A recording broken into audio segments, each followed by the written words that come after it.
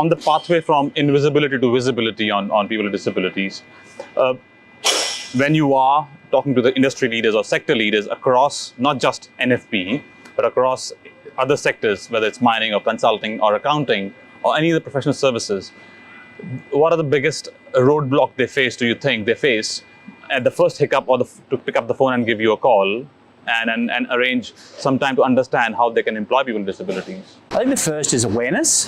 There are 4.4 million Australians with disability.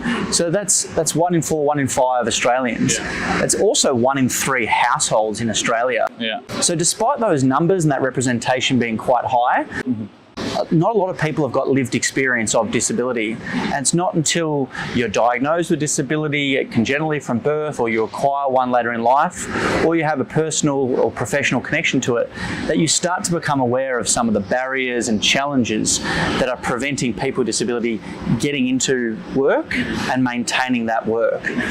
And when I talk to employers, they tell a similar story about, well, how do I access this talented pool of labour? Yeah. We're not sure, they say, or how do I support people in the workplace in terms of the experience to make workplace adjustments?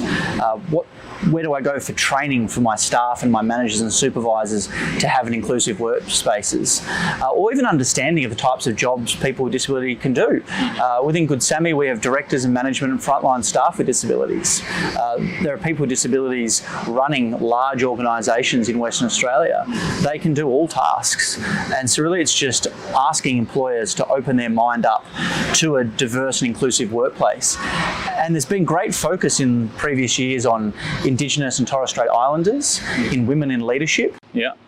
It's really time to bring an equal focus to people with disability and ask yourself, what is the proportion of my workforce with disability, and does it match that representation in my customers and the stakeholders in the communities which I operate?